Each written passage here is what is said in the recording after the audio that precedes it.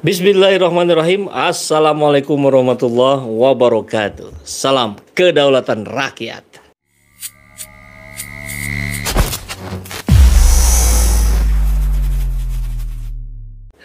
Sahabat semua, hari ini kita melihat berbagai peristiwa yang saya kira patut layak untuk saya tampilkan.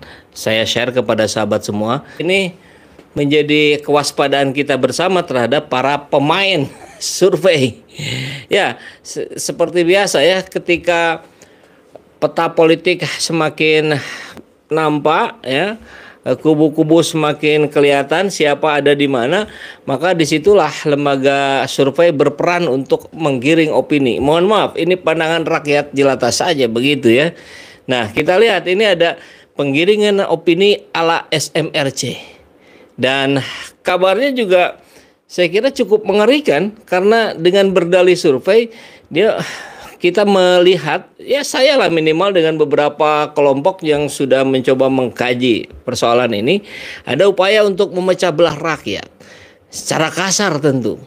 Ada upaya untuk membenturkan Islam dengan Pancasila. Padahal jelas Pancasila itu turun dari kerangka Islam. Itu sudah diakui oleh semua pihak, para the founding father kita. Ini berita yang kita lihat dari Republika. Temuan SMRC menyimpulkan perbedaan masa Anies, Prabowo, dan Ganjar soal Pancasila. Jadi saya nggak ngerti maksudnya apa. Dia mau membedah apa sih? Kalau secara demografi kan itu sudah biasa. Kalau preferensi yang lain-lain oke lah. Tapi kalau masuk pada wilayah hal-hal yang seperti ini, dikotomikan gitu antara Pancasila dan Islam, maka tentu ini hal yang sangat sensitif bagi bangsa kita.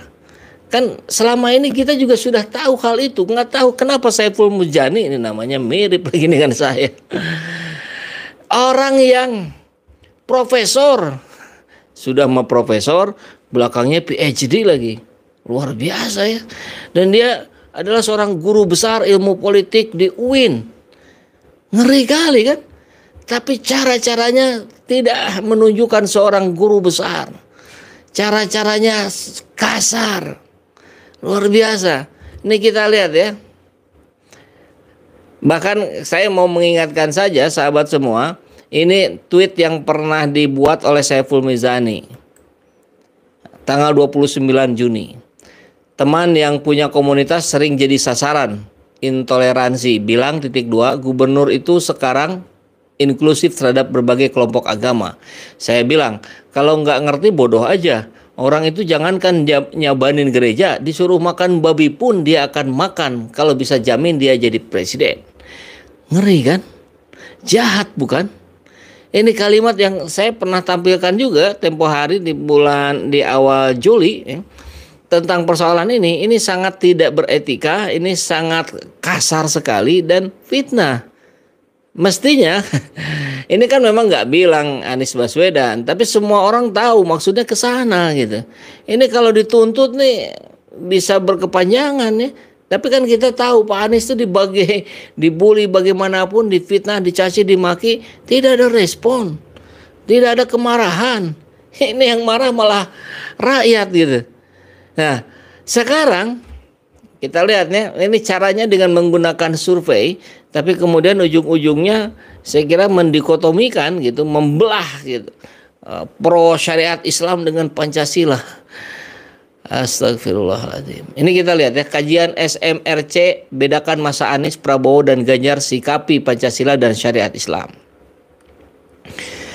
Analis politik Saiful Mujani menyebut faktor ideologi bukan identitas agama yang memiliki pengaruh pada pemilihan presiden dan legislatif. Pendiri SMRC ini berusaha mendikotomikan para pemilih bakal calon presiden menjadi pro-Islam dan pro-Pancasila. Nah ini, ngeri kan? Hal ini disampaikan Saiful pada program Bedah Politik bersama Saiful Mujani yang bertajuk Ideologi Pilpres dan Pileg, disiarkan melalui kanal YouTube SMRC TV. Saiful menjelaskan bahwa dalam studi-studi pemilu di luar negeri, faktor ideologi bisa dilihat apakah memiliki pengaruh atau tidak. Apa kecenderungan pemilih yang berideologi liberal atau konservatif dalam pemilihan umum. Sementara di Indonesia, menurut dia penting untuk dilihat apakah ada perbedaan antara yang pro politik Islam dengan yang pro politik UUD 45 dan Pancasila. Ini dari mana logika yang dibangun? Kok bisa-bisanya mendikotomikan seperti ini? Ini yang memecah belah. Begini, maksud saya begini, kalau Anda mau meneliti persoalan ini, itu hak Anda.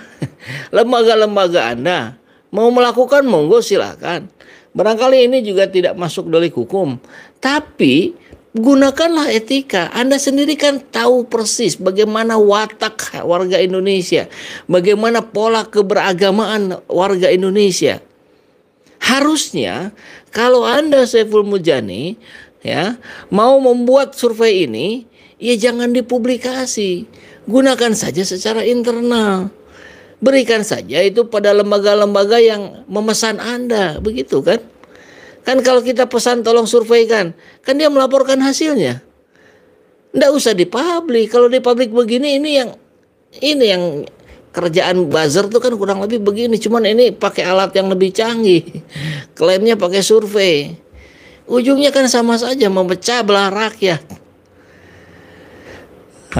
Walaupun mungkin ada yang menyatakan dua hal ini tidak boleh dikontraskan, namun ada yang memiliki kecenderungan lebih pada Pancasila atau lebih pada syariat Islam.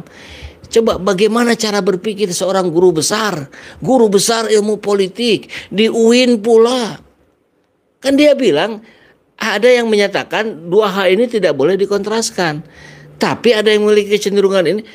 Anda sudah paham ini tidak boleh dikontraskan, Anda tidak boleh dikotomikan, tapi Anda langsung melakukan ini. Berarti Anda sengaja melakukan ini dengan penuh kesadaran. Yang Anda tahu bagaimana watak kami beragama. Kami ini Islam, kami ini Pancasila. Kan begitu. Bukan saya Pancasila, saya koruptor. Bukan. Kan ada yang begitu banyak tokoh-tokoh, saya Pancasila, kemudian ketangkap deh KPK melakukan korupsi. Nah, enggak begitu polanya. Dia kemudian merujuk survei SMRC pada Maret dan Agustus 2022. Ada 27,6% warga Indonesia yang menyatakan pro terhadap politik berdasarkan syariat Islam. Menurut Saiful, angka itu tidak terlalu kecil. Gini loh ya, kalau bicara syariat, pro syariat, kalau yang namanya Islam, ya dia harus menjalankan syariat Islam. Kan Anda juga Saiful, itu namanya Saiful. Saiful itu artinya pedang. Anda juga paham kan bagaimana definisi itu yang ada di Islam. Ya syariat, puasa, zakat, kan itu yang harus kita lakukan, termasuk dalam kita berbangsa dan bernegara. Oke. Bahkan tidak ada partai politik yang mendapatkan suara sebesar itu. Sementara yang pro politik berdasarkan Pancasila sebanyak 59,8%.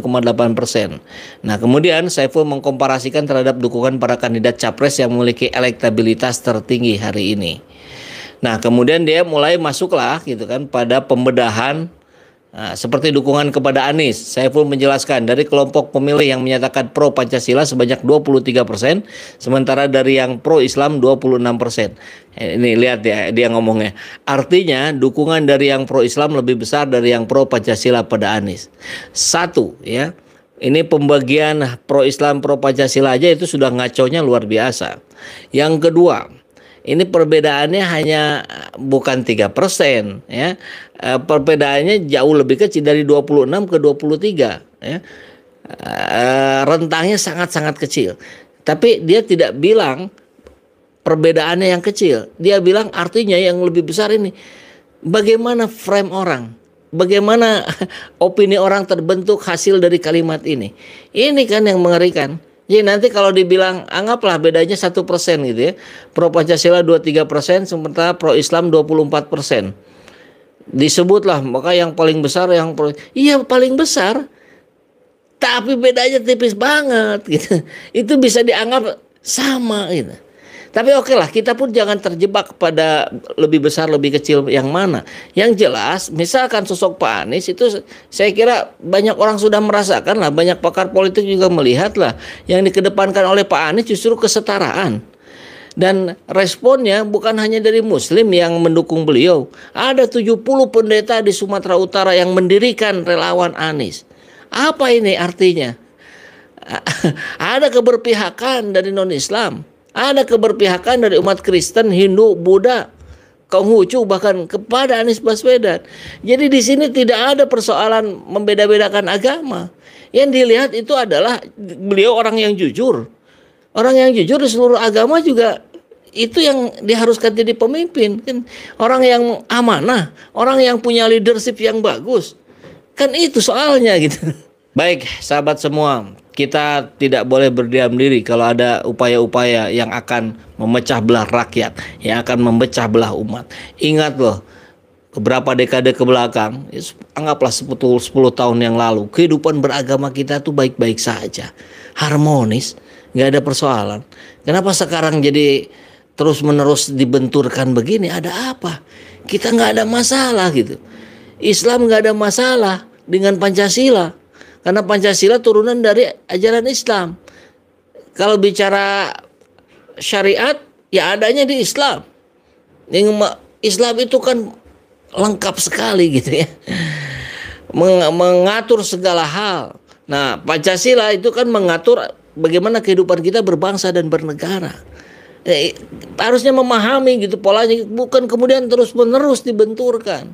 Jadi tolong ini Saiful Mujani, jangan terus-menerus berupaya seperti ini. Kalau nggak mau nanti umat semakin marah pada Anda. Oke? Terima kasih. Salam kedaulatan rakyat. Assalamualaikum warahmatullahi wabarakatuh.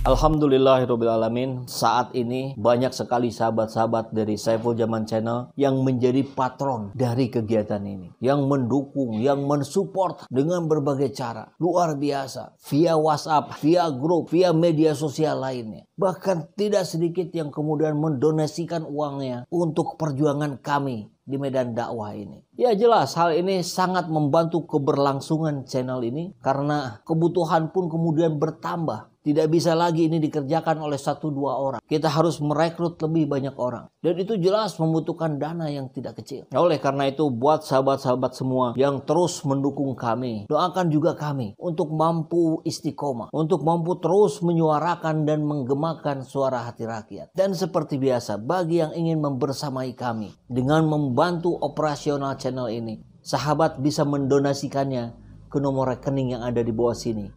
Dan silakan untuk mengkonfirmasikannya ke nomor yang ada di sini.